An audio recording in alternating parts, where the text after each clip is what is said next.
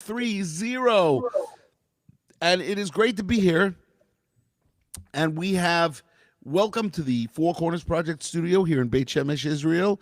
And we have a great guest. We are continuing our series of interviews this week because of the 9 days between the new moon of Av, the first day of Av, and Tisha BAV. So we are doing only interviews and no actual musical performances, as you guys know. But we have with us, we have had a great week. We had Jordan Hirsch on Monday night. Last night we had Brian Gelfand. Last week we had Romy Weisberger. And now the coup de grace, the legendary. I've been called worse. Yes. Jonathan Rimberg in studio. Yeah, Lenny. Yeah, it is great to have you. And we've got a great show. We've got a great show for you guys out there.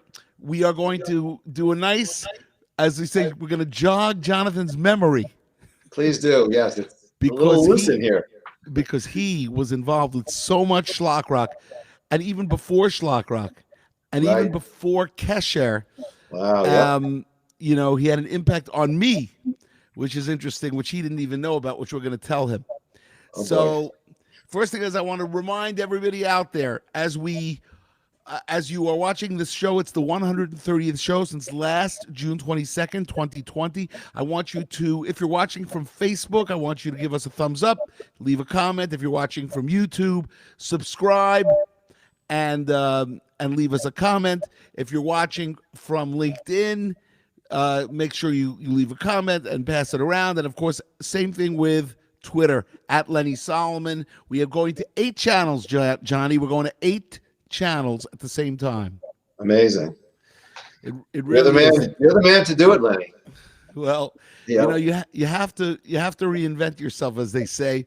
And being that I'm a rock and roll musician that went on tour for many, many, many years, as you know, because you were on many of those shows with me. Yes. You know, when there are no shows, you either find another day job. You either have to find a day job, or you try to find yourself another niche in the Jewish music field. Right. Reinvent yourself. Exactly. And so Lenny Solomon Live is that reinvention, or at least part of it. It's only part of it. You've always got something up your sleeve. Well, and there are long sleeves today, as it's Anaheim Ducks night. Anaheim Ducks, for all of you Southern California people or people living in Irvine. You know, there's a big Jewish community in Irvine. Have you ever played any shows or any weddings in Irvine, California? I have not. Not yet. But you have played in L.A. With you. Oh, you played in L.A.? I'm sure you played in L.A. Yes. No, you remember when you we went or out? Moshe Shore? No, with me. We went out to L.A. We did a show for Brian Thor. You remember that? Yes. I do. Me and you. We went. It was just me and you. Oh yeah. Oh my gosh, I remember that. Right. So you jogged my memory. So, but let's go back. Let's go back first to MTA. Wow. MTA, which is your high school and my high school. My first high school, but yes. We played together when I was a senior and you were a sophomore at a Rosh Chodesh thing. I don't even know if you remember that. I was only in MTA for a year and a half, so it had to have been the beginning of 10th grade. Yep. And I was a senior. So, and I was playing accordion and you were playing guitar, maybe? Playing guitar or keyboard, maybe, right? In the calf. Yeah. In the cafeteria. Yeah. So that was the first time we played together. And the first time we was you? The first time we actually met. First time we actually met. And that's unbelievable. Really?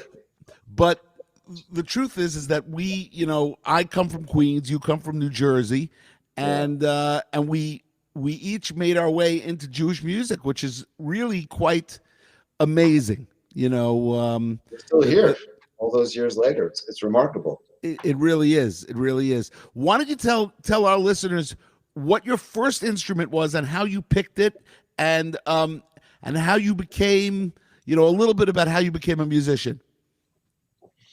Well, my parents didn't give me a choice.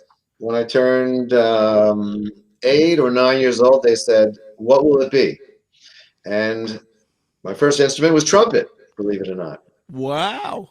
My first trumpet teacher was Mr. Jury. He used to come to the house. I played trumpet, and it lasted about 3 years. And there were other people in my family, particularly my father and my brother, who would play some piano and play some guitar. And I said, I can do that. Just sort of copy them, and Am Yisrael Chai and whatever Yeah. was the music at the time.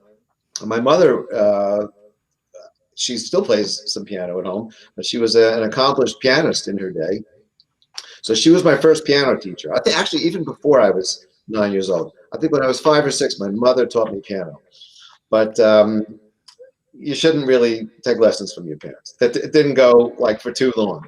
But so we put the piano on the side. We picked up the trumpet, and eventually I had it with the trumpet. I switched back to guitar, even more than piano.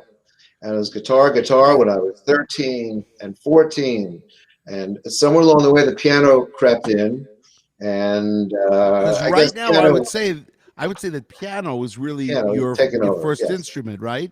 Piano is now officially my first instrument. I play guitar reluctantly at times. Well, you played guitar on I'm trying to remember on the Amuna album. You played guitar. Some, yeah.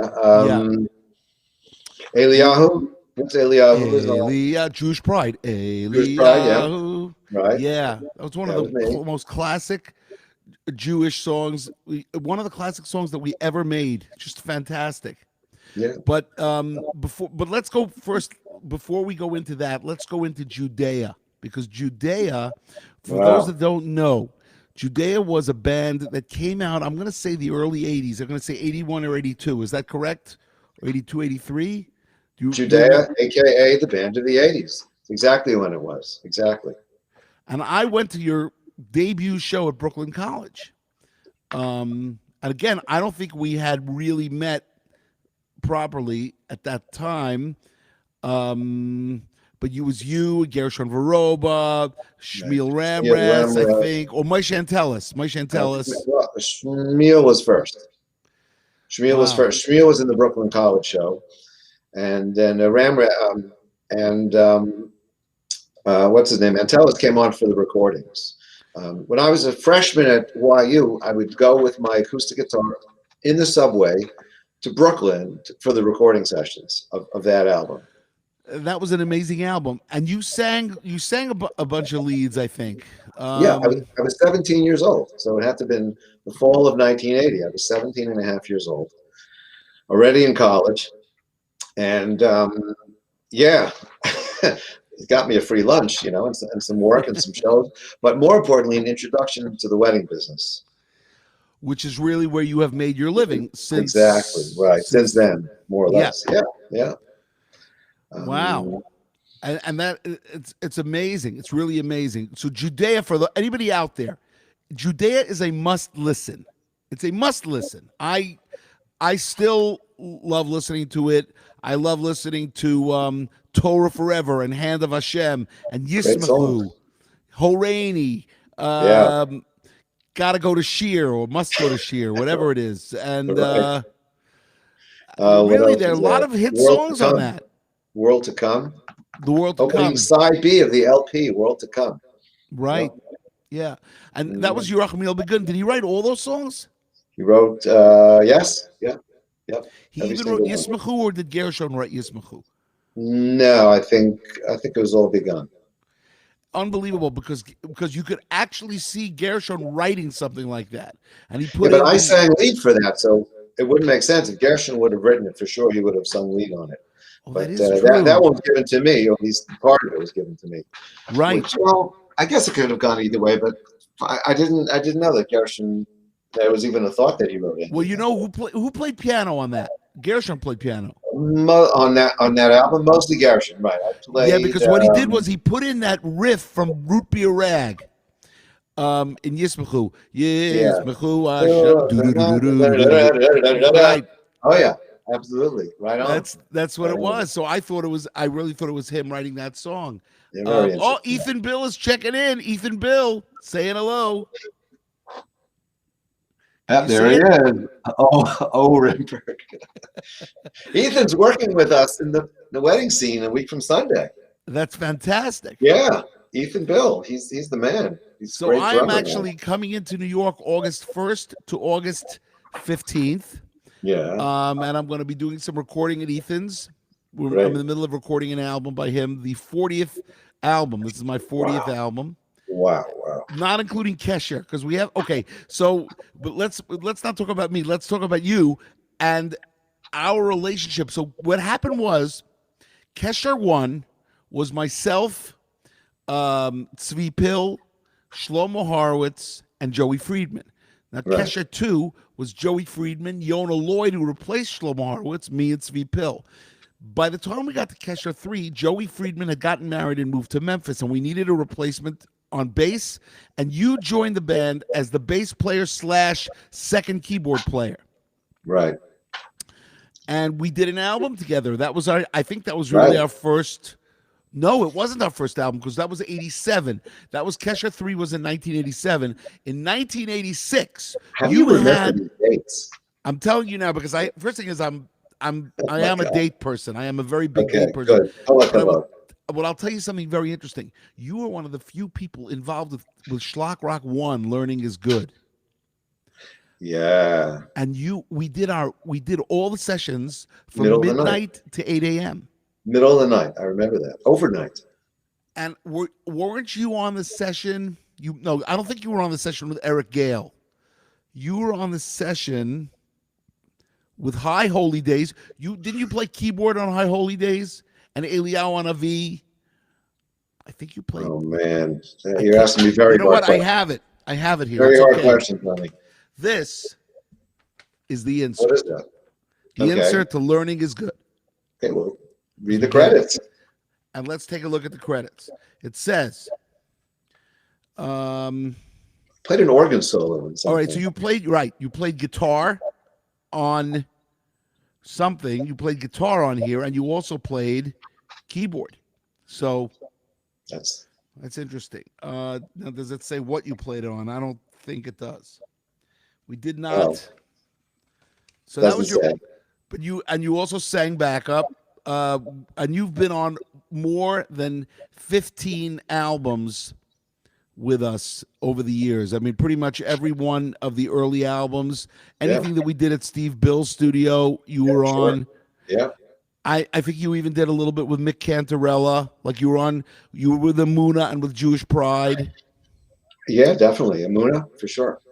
And a lot of those early sessions were done midnight to 8 a.m. Yes. Which was well, that level studio, you had to get a rate that you could afford. You know, you couldn't afford that at 4 p.m. That was too expensive. To get that quality record, yeah. It's true. One of the famous stories. Oh my God, we have somebody from Australia. Jeanette from Australia is oh yeah, she's watching from Australia. Keep on schlocking, she says. Now, the funny thing is that Jonathan went to Australia before I did. You were in Counterpoint in 1985 and 84, was it, or 83? Because I was there 86, 87. I think 1981 and 1985, maybe. You went in 81? Hold on, is that possible? Yeah, you know what? They needed a music guy last minute. Yes, I was 18 years old. Exactly. Yes, I went in 1981 with Rabbi Yosef Blau. Yeah. What's his name? Did you go with Michael Fredman too, or no? Yeah, that was 1985. Right. So now I'll tell you something. Jeanette was one of my Counterpoint people from 1986. She was 86 and 87. She was one of my Counterpoint people, and she says maybe I met you too, Jonathan. You might have. Although Jeanette, you were in year 10 when I had you, so that would mean so she was too young. You were a little bit too young. Yeah, too young. I missed her by a year. Right. And I became friendly with her whole chevra, with all of her friends. It was really amazing. Melbourne, and going to Ballarat, you froze in Ballarat. Yeah, it wasn't much heat there. I gave you some heat at night. We used to sleep literally in our sneakers and our winter coats with our hoods on and sleeping bags. Yeah. Because you knew when the heat went off at 11 or 12 o'clock, you'd be frozen by the morning. I know. Totally. When Yeah, I we met was so many people there, so many good people. For months, we would write letters all year, just keeping up with the correspondence. So Jeanette writes, I love being called too young. I'm now 50. You're too young. There, we've said it again. Jeanette, you're 50. I'm 60. That's crazy because look at me. Do I look 60 to you guys? I don't think so. No, not a day over 49. Not a day over 26, actually. The Uh, more, if you wear hockey jerseys, you look young. Just remember that. Hockey jerseys keeps you young. so, what was your excuse when you were 25? I don't know. You're wearing hockey jerseys and you were young. Jeanette writes, yes, Ballarat was absolutely freezing. It was. Oh, Ballarat, Australia. And I didn't even have that on my notes to talk to you about it. But it's very funny Wow, because terrible. Yeah, I mean, I was brought on really very young because everybody who went was like 21, 22, 24. And they didn't have a music guy. Like, I'm 18 and I was supposed to go back to camp for another year at Camp Hilo. I came home to my mother and I said, oh yeah, then they asked me to go to Australia, but I told them I can't go because I have to go back as a counselor. She says, you call him back, you're going to Australia. So I that's called what her your back. mother. That's what your mother said. Yeah, she said, what do you mean you're not going to go to Australia? Opportunities like that don't come up often. It's funny. I'll tell you something interesting. Okay, so first thing is Jeanette says she's going back to sleep and she thanks us because really it's 5:18 and it's 5:18 a.m. in Melbourne right now. Yeah, we almost missed the flight that year. You know who got married in June of 1981? Who? Joel Tesler, Rabbi Joel and Aviva Tesler. Oh yeah. We in Pittsburgh, and the bus driver fell asleep, and we almost didn't make it back to the flight to go to Australia. When you say the bus driver fell asleep, did he almost fell run asleep over? in the hotel? I fell asleep in the hotel. Oh, got it. And he didn't make it back to the shore to pick everybody up. We literally ran to make the flight. Anyway, I'll never forget. That's unbelievable. So we're going to say hello to Stuart Plotkin, who says that we look 22. All right, I look 22. Excellent. I'm not shaving this week. Listen, I'm showing you. You should see me when I shave. You look very young, actually. You do. All right, so let's see what I got here. Okay, let's talk about. So Learning is Good was an interesting experience because of the midnight to 8 a.m. thing, which we then did in Jewish Pride. We then did in Amuna, and it was also my first time. Learning is Good was my first time really being in charge because the other albums, the Kesher albums, I was partners with Tzvi Pill, and I really didn't, I didn't make decisions other than, we talked about harmonies. Me and you, when we did Kesher 3 together, we had me and you and Tzvi and Yona, but more me, you, and Tzvi talk about harmonies a lot, Right. divide up harmonies. You had some really nice songs. You had a nice song that you wrote on that album called Elecha, which is really, really nice.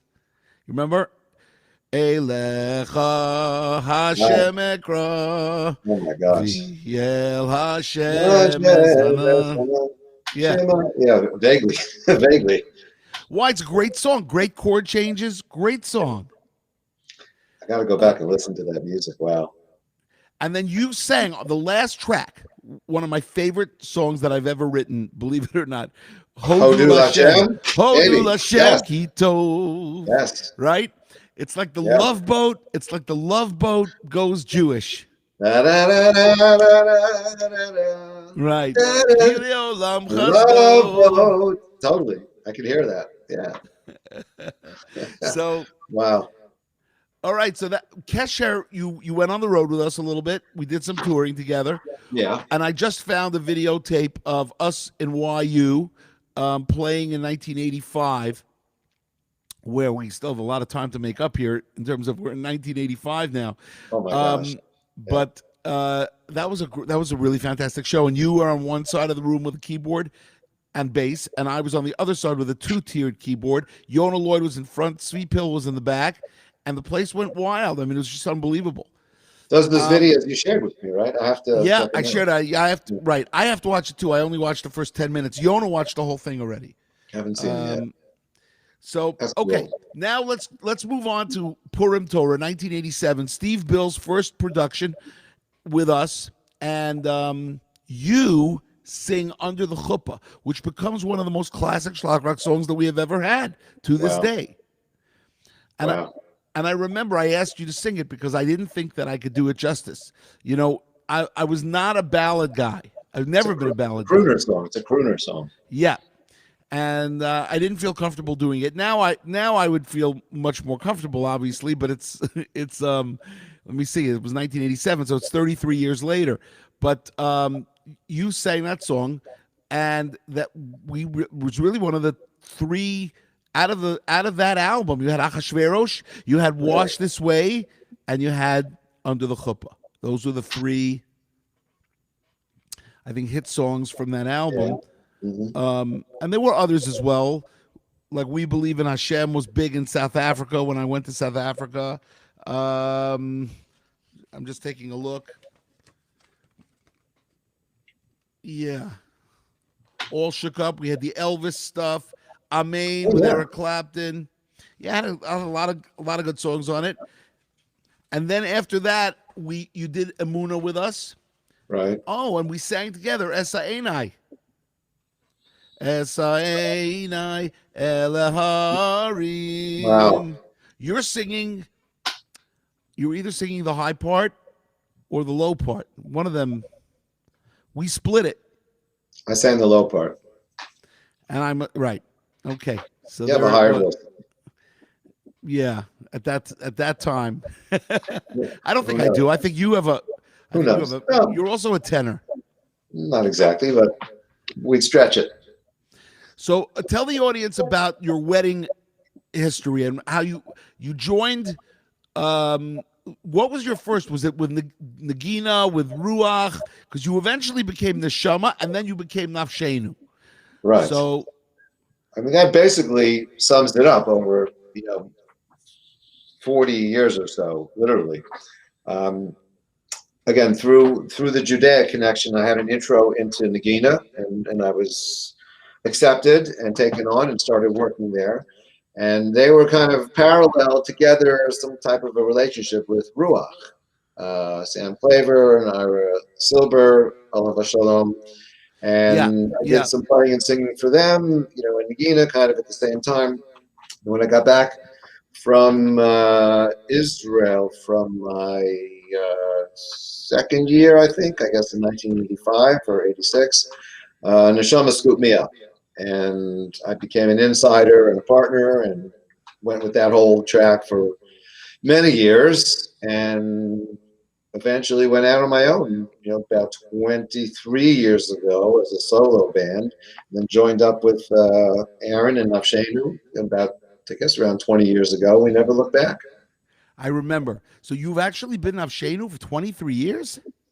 No, I was on my own. As Kinor for 3 years after I left Neshama. I remember, yes. Then my current partner, Aaron Applebaum, left Neshama also, and we partnered up. It's about 20 years ago.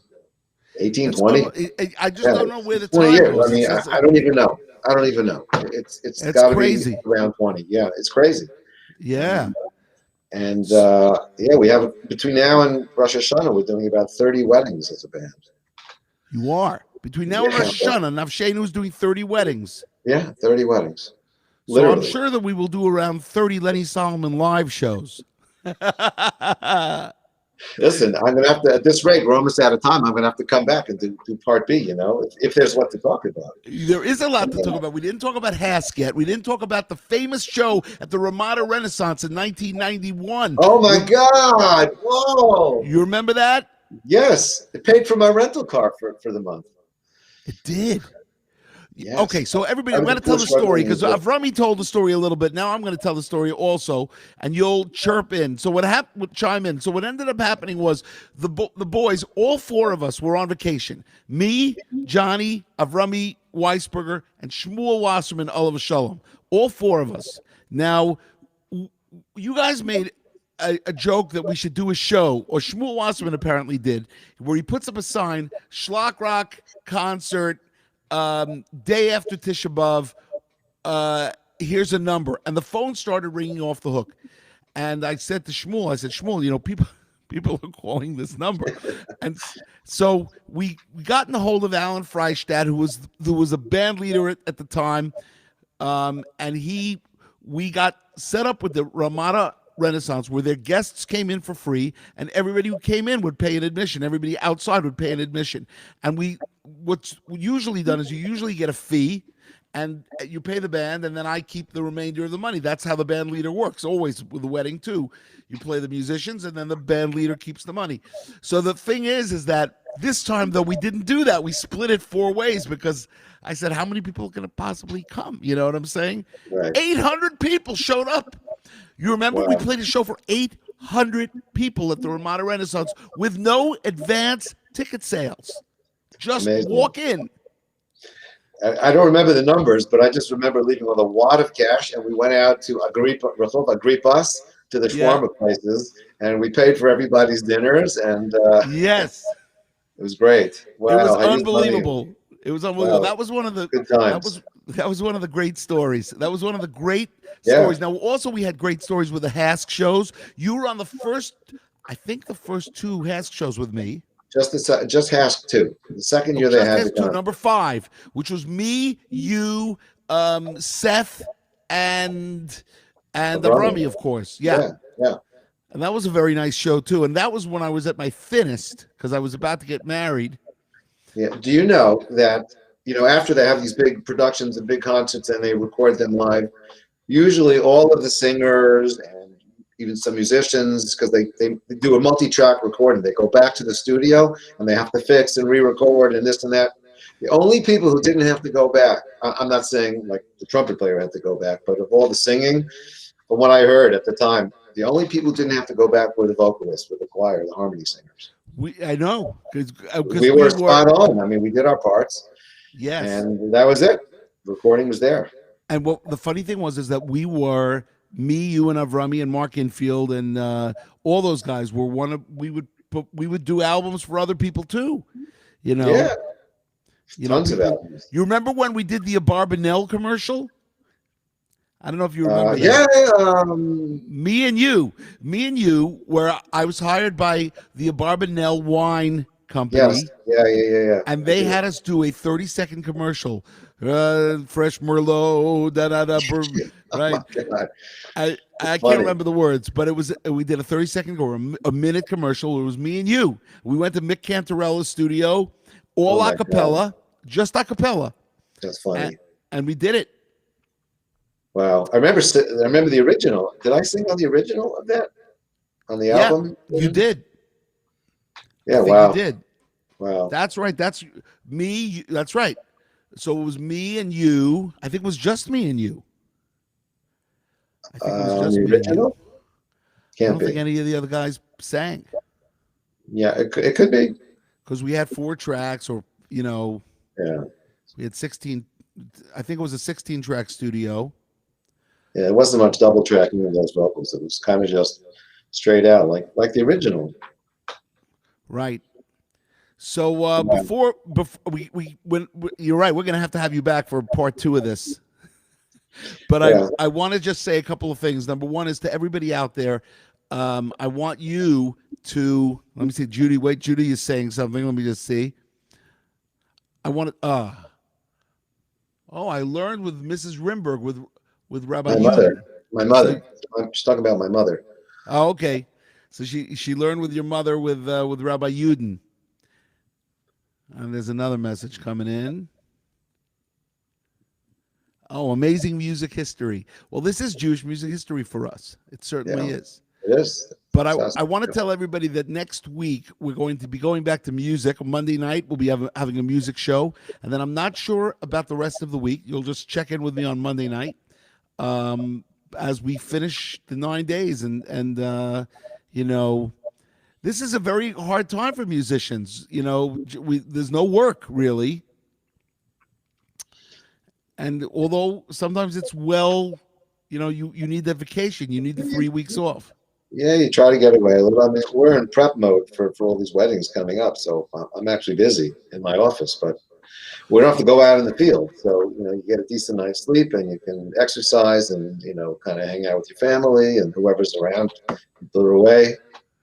Yeah, Yeah, it's true. That is true. And good I time. pretty much have been here all year, because we have not gone on the road this year, which is very unusual. As you know, I used since making Aliyah in 1996. I went on the road every 6 to 8 weeks. I would go on the road and I would come in and I would always give you Yeah, a call, and sometimes we would get together. yeah, Sometimes you would come in the studio. I mean, we didn't even discuss all the albums you were on: To Unite All Jews, Lenny and the Schlockers, Sergeant Schlocker's Magical History Tour. We're coming back. Bring back that Shabbos feeling. I think you were on Woodschlock as well, although I'm not sure. You might have missed Woodschlock. You weren't on Manual for the Moral Minded. You were on the Greatest Hits, Volume 1. Schlockrock well, Meets the Prophets. I'm not sure about that one, but you were easily on 15 of our albums. Easily. not a bad Easily. percentage. Very good percentage. Very I'll good take it. I'll percentage. take it. And it was really a lot of fun, Yeah, and we should just keep going and do great musical things, because Jewish music is.